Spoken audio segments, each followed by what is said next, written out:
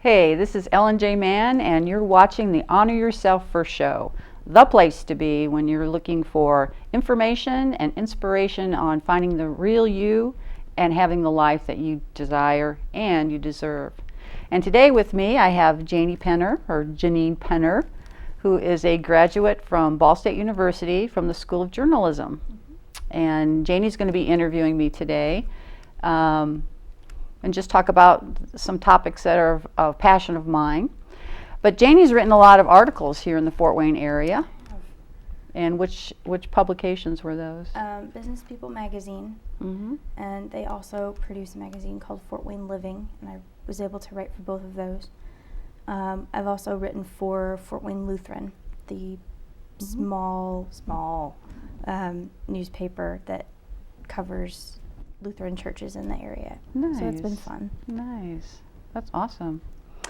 So you have a passion for writing, and I understand that you have a blog as well. I do have a blog. It's called Spunky Women, and it's just about women through history and what their claim to fame is. And it's very new, very new. I only have a couple of posts so far, but it's been a lot of fun to research and put together. So it's one of my hobbies, I think. I really like it. So you'll be one of those spunky women in history, won't I you? hope so. Although they do say that well-behaved women don't really make history, so I don't know what I'm going to have to do in order to make history, but I hopefully I can get there with still being well-behaved. Yeah, you'll just have to get crazy or something. Go a little nuts. Yeah. Awesome. So just a little bit about me.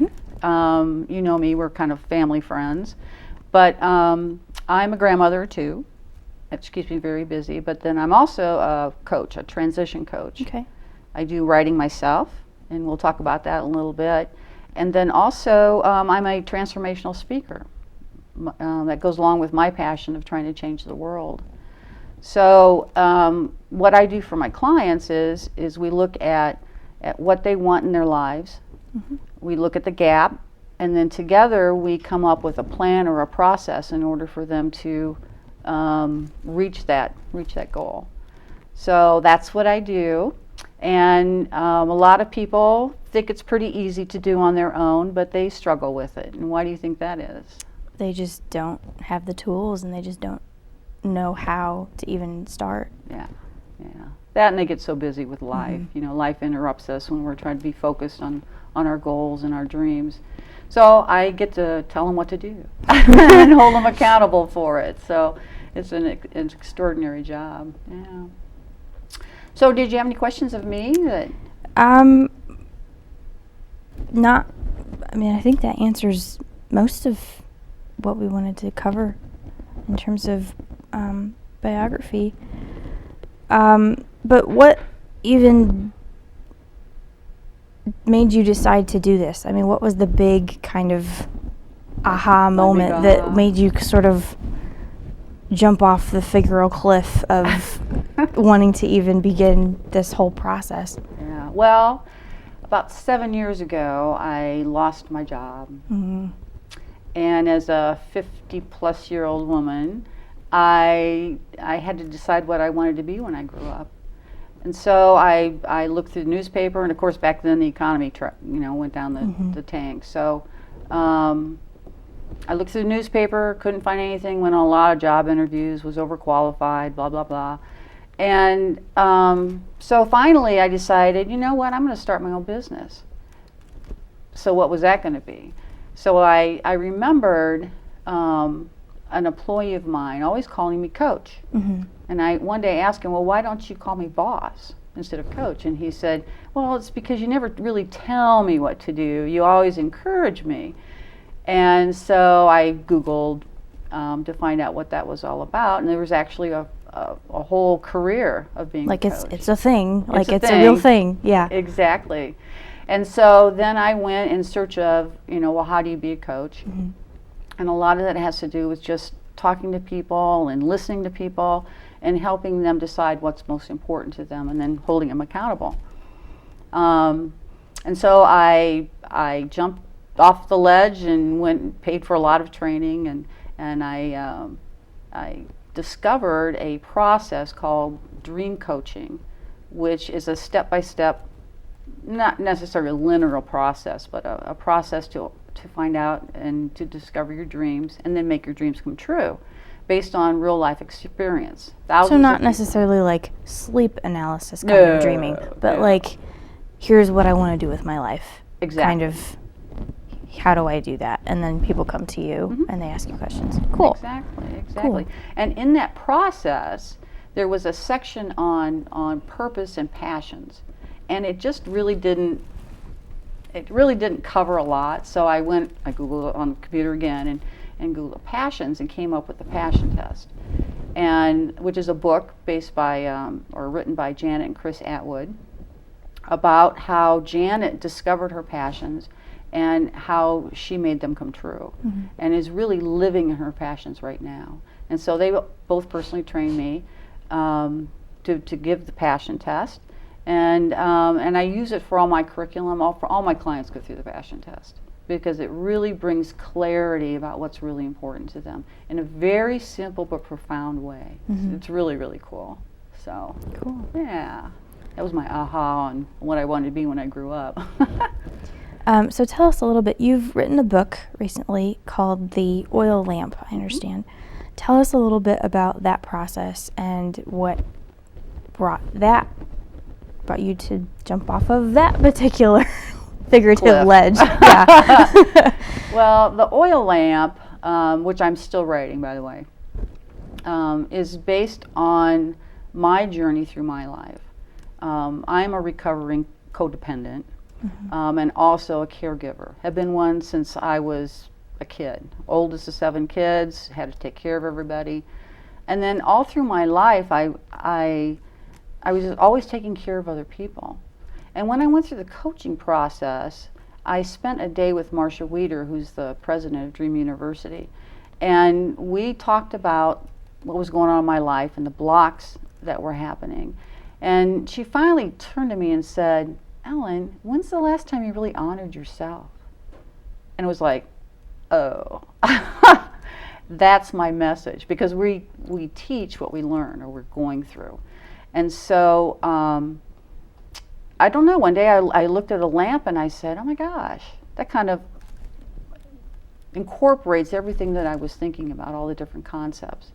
So the darkness that we go through is our world, is the people that we're with. The oil lamp itself is our bodies, our physical being that we have to keep strong. The flame itself is our essence, is our true self. And then we have to keep fuel in the oil lamp. Because when an oil lamp is empty or it's starting to lose its fuel, the light starts to wane. And many times, especially if you're a caregiver, you suck your whole life into other people, that you forget about yourself, you forget about your dreams, you forget about who you are. And what a shame. I mean, I read a statistic the other day that said that there were, I can't tell you the billions of people that are caregivers right now. But what's happening to them is because they're giving so much of themselves and not refueling themselves, they actually become sick, they become depressed. And in another statistic I read, especially one based on 1999 to 2010, suicide rates for people between the ages of 50 and 64 had grown 45%. Because they're so taxed with taking care of this loved one, kids, relative, parent, whoever. Exactly. They just become ineffective. They just can't, they don't have enough energy source anymore. Right. And, you know, moms are another typical example of that. You know, they become empty nesters, and then now what do I do? Because their whole life was about their children. Yeah. And so then they have to rediscover themselves, and they have to decide what they want to do for the rest of their lives too. And if they don't, then they're so unhappy, and of course they make other people around them unhappy as well too. Why wouldn't you say most people aren't living the life of their dreams? One, they don't know that they have control of their life. They have control of their decisions.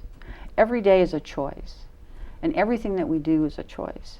And so if we don't recognize that, then we let other people decide for us. And actually, we made a choice to let other people choose for us. And then we end up with a life that we don't want. Another reason is they don't teach it in school.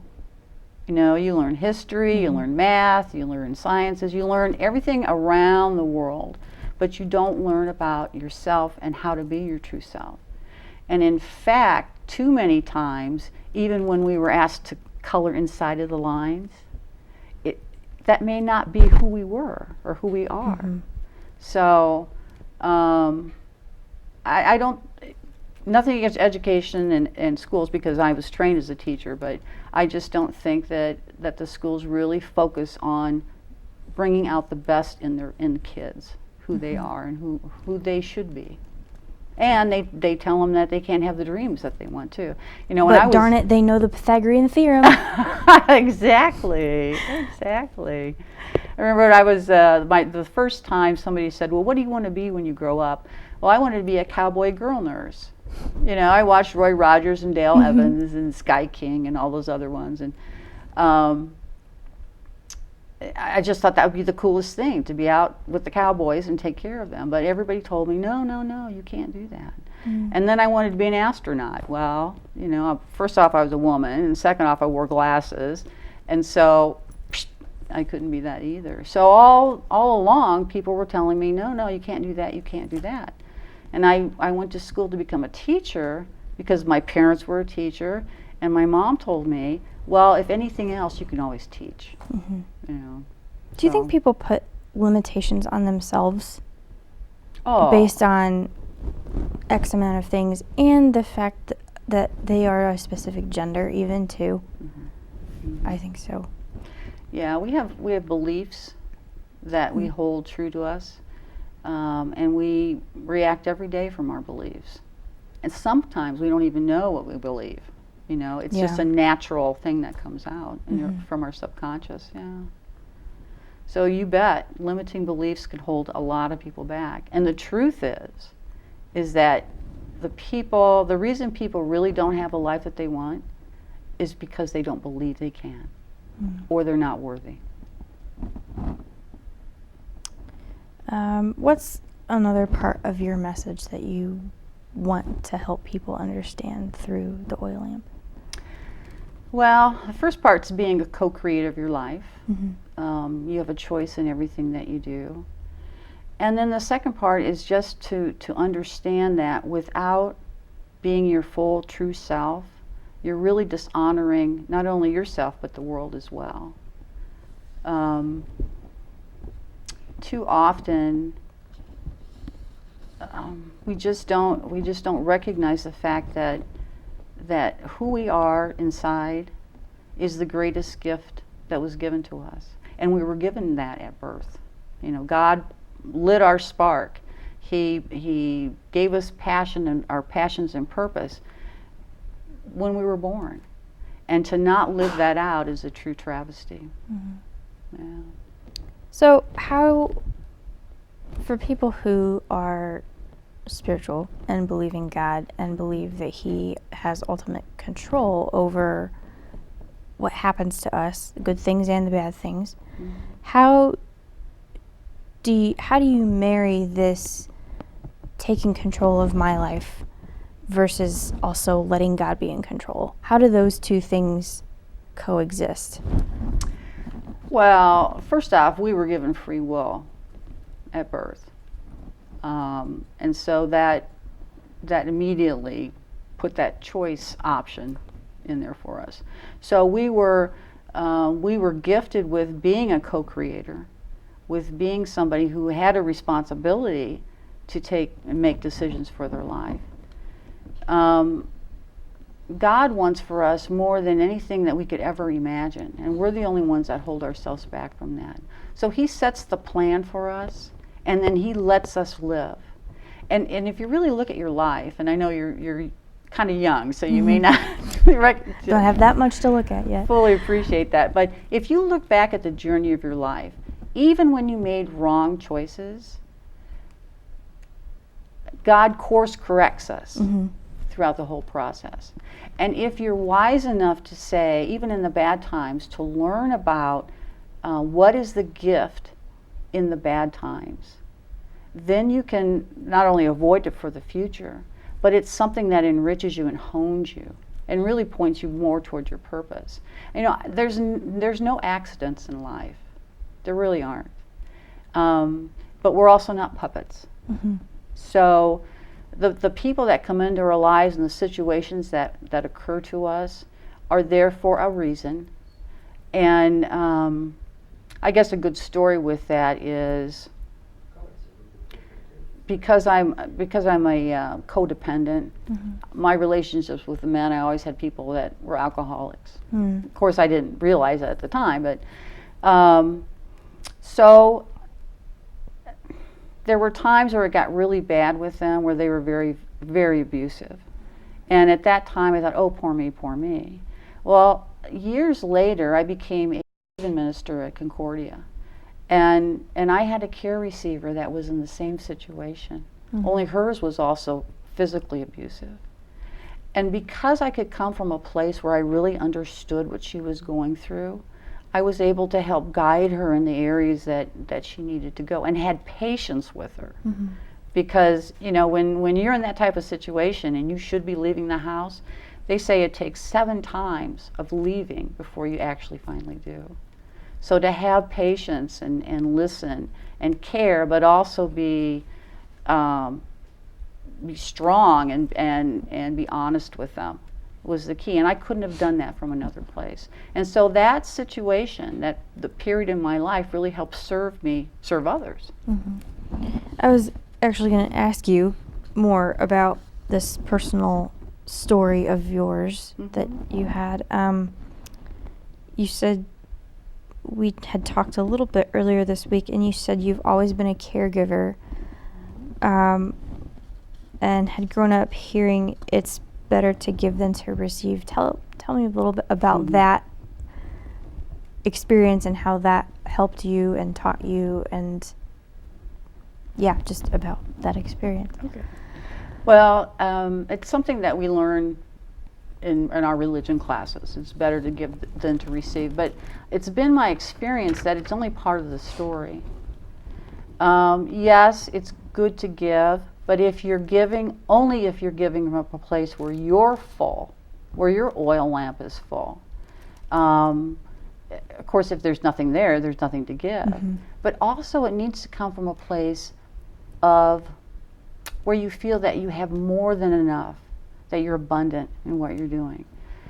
That it becomes not a should have, I need to, in the law, as they would say in the church, but it comes from a place where I have so much. Yes, I want to give to other people. And from that place, then you can truly give. And surprisingly enough, you'll also receive, which is another amazing principle that isn't really taught in school. Yeah.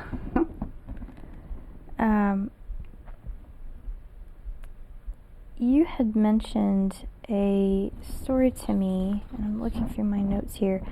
There was a neighbor you had who had been one of those people who just filled and filled and filled other people, and then finally had passed away after a very short medical issue, short lasting. Tell me a little bit about that story and how that impacted you. It was a neighbor, kitty corner across the street from me, an older couple. And he was one of those guys that when the snow came out, he'd bring his snowblower out and blow off your walk in your driveway. If you needed a tool or you needed anything, you could just go over there and always ask him, and he'd do it. And his wife was very poor in health. And so he would take her to the doctor and bring her out when it was sunny and take care of her. And one day I noticed that there were all sorts of cars in front of their house and people walking in and out. And my neighbor across the street saw me and he said, "Well, did you know that Bob died?" And I went, "You're kidding me." Because I thought he was doing okay. He had gone in for just a common heart thing. I don't know exactly what the term was, but it was supposed to be something he was in and out. Well, he never came out. And so he died, and not too long after that I went over and talked to his wife and gave her my condolences, and she had so much guilt because he had taken care of her and everyone else, and hadn't taken care of himself. He was overweight, he had a heart condition, physically he just wore out. And so that's another reason why, the oil lamp is so applicable, because people need to know that you've got to take care of yourself physically. You've got to take care of yourself mentally and emotionally in order to really live and then be of service to others too. It's a very sad story. We miss him. What happened to his wife? She had to move to a nursing home. Yeah, he was her full-time caregiver. I'm looking through my notes some more. What do you want to tell your audience today? I mean, obviously you have a ton of information to give us throughout this video series. What do you want them to take away today from our discussion? Today I just really want them to be aware. Just aware that they have control of their lives. They can make choices, good or bad, but they're the ones making the choices. They're not a victim in any case. Even if the economy is bad, there's something that they can do. So awareness is a big piece of it. The second point is if you are caring for someone right now, whether it's a child or a parent, take time. Take time to really start thinking about what's important to you and how can you bring that into your life more. You can still do that while caring for other people, and that's what the series is about. The series is about understanding the tools that you can use so that you can have a rich life no matter what, and also have a rich life with people where you're giving to them as well too. So yeah. Okay, if viewers want to contact you or somehow get in touch with you, how can they do that? I'm really anxious about this series because I really would like to hear comments, and I would also like to know, have questions, and they can contact me at Ellen at ellenman.com. So just send me an email and I'll respond to you right away. Okay. Or I'm on Facebook. So. Okay. Is there anything else you would like to add? I just want to let people know what we're going to be covering. Okay. I'd like to kind of peel back the layers and the concepts of what we're talking about today, Sure. about the oil lamp, and then also bring in experts who can help guide us. Meditation is a huge thing. Yoga is another thing physically. Nutrition is very important for a caregiver. And then some emotional and mental experts that can come in and give them tools where they can really use those things. Yeah. So that's what I wanted to cover today. Okay. Did you have any more questions? I am good. I mean, if there's anything else you would like to add, I don't know how much time we have left, but other than that, I think we're okay. I think so too. So. Well, then I just want to let everyone know that come back and see us again. This will be a series that I hope will benefit you and be of service to you. And of course, I want to thank Janie, sorry. It's okay. And mention that Janie is looking for a job. So, please. So if anything that you can do to help her, just email me and I'll get that to Janie. And then I want to thank my crew. They're awesome. Access Fort Wayne for providing this opportunity, and you need to know that this is available to the entire community. So if you have a message to get out or something that's of interest to you, please come down to the Allen County Library and check out the tools that are available to you. And I just want to, I don't know, tell everyone to enjoy the day, stay out of the heat, take care of yourself, and remember, please, that you only have one life to live. So why not make it the best life you can? And let your light shine, the light that God gave you. We thank you all, and I wish you all a great rest of the week, day, and month. Thanks.